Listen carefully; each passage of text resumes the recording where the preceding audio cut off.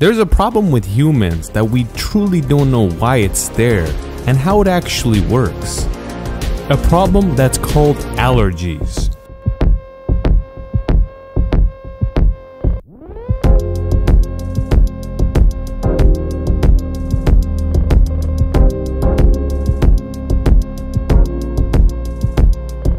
People can be allergic to anything. Allergic to the weather, allergic to cats, nuts, seafood, dogs, and many other things.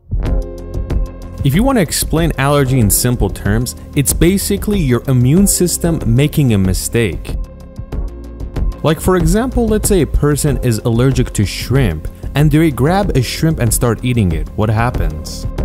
That person's immune system recognizes that shrimp as a threat, and it's not a small threat. It actually goes full-blown insane and starts attacking it like it's some form of disease. But in reality, the shrimp is no way a threat. It's actually somewhat healthy for you. But your immune system is making a huge mistake. When this happens in a person that's allergic to something, this is called an allergic response. Anything that's called an allergy, it's basically a person's immune system making a mistake. But if you have any other problem that make it seem like it's an allergy, it's probably not. Like for example, people that cannot consume lactose are not allergic to milk. They're lactose intolerant. That basically means their body cannot digest milk. But let's get back to allergies and how they actually work. You first have to know anything that goes inside our body, including foods. Our immune system first has to scan everything to make sure it's all good to go before they pass it through. If it's a threat, they'll have an army attack it, and if it's good to go, they just let it go. Let's give you an example that's very simple. Let's say a person has a nut allergy and they consume some nuts. When the protein of this nut gets consumed inside our body, the immune system sees that protein as a threat. So in simple terms, the immune system gets an army together to destroy these proteins. But in reality, that protein is not the enemy, and it's not even bad for the person. It's very healthy actually.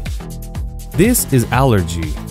If a person is allergic to a type of food, they're usually allergic to the protein of that kind of food, like fish, olives, or other fruits. But why does a person have allergic reactions to proteins of different types of food?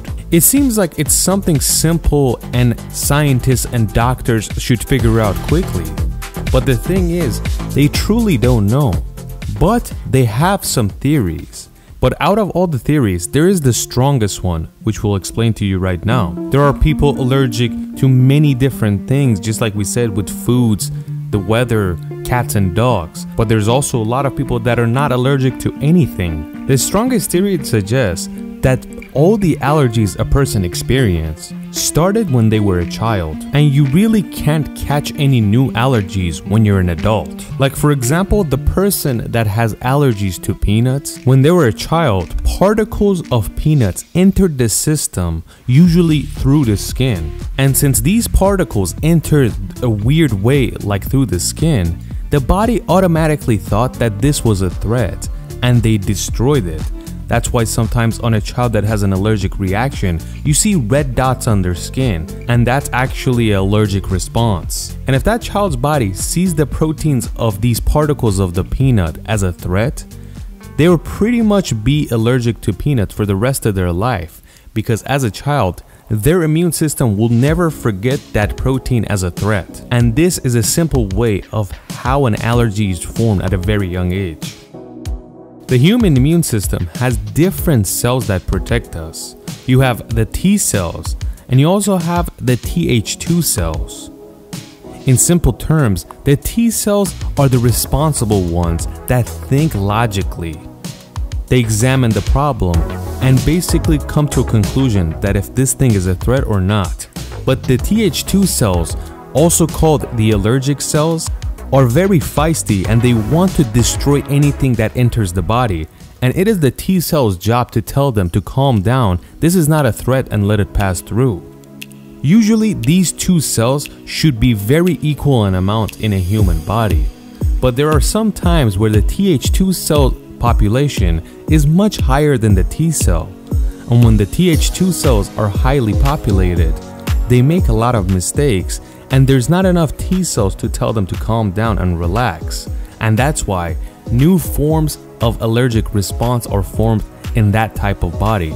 But this is not normal for people that are allergic to one thing.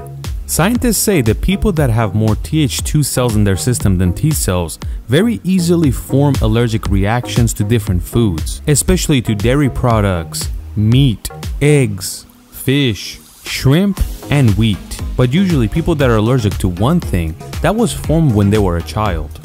Up until now, we only talked about allergic response to different foods, but there are many other allergic reactions, including seasonal allergies.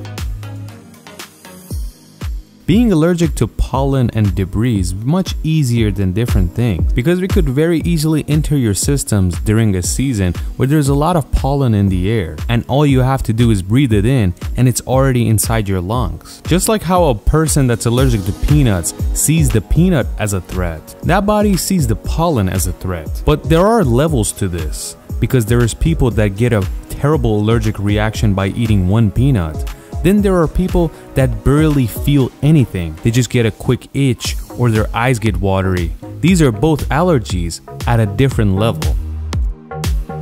Most people are allergic to pollen and dust mites because these are very common in an environment and you could easily breathe it in at any age.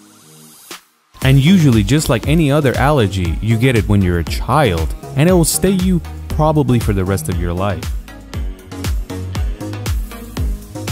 Thankfully, these allergies are somewhat mild compared to other ones. You usually get a watery nose, itchy and watery eyes, and even your throat starts itching. And it usually happens only in spring. Scientists say that allergies has grown by a bunch in the last century, and they believe it's because everything is much cleaner and our immune system is getting somewhat lazy. They don't work as hard as before, and they make a whole lot of mistakes creating new allergies. Unfortunately, there is no cure for allergies, but fortunately, there are a bunch of medications and drugs you could take that help with different forms of allergies. Allergies to different foods that are much more severe need the help of a doctor. But if you have seasonal allergies, especially things that happen in the spring, there are many medications you could buy over the counter that are very reasonably priced and they actually work very well.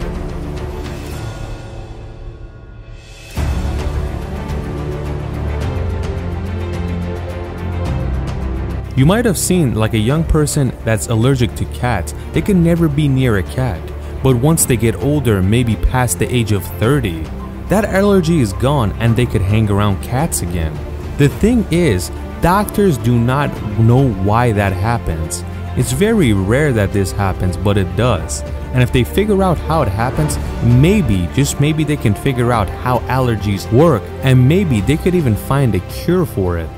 Being allergic to different foods, you can only get help from doctors and we're not going to recommend anything. But we can recommend preventing allergies to dust mites and pollen. If you have allergies in the spring, you should usually wear a mask when you go outside, and that would help you a bunch because it prevents dust and pollen from entering your system. But some people have these seasonal allergies inside their house.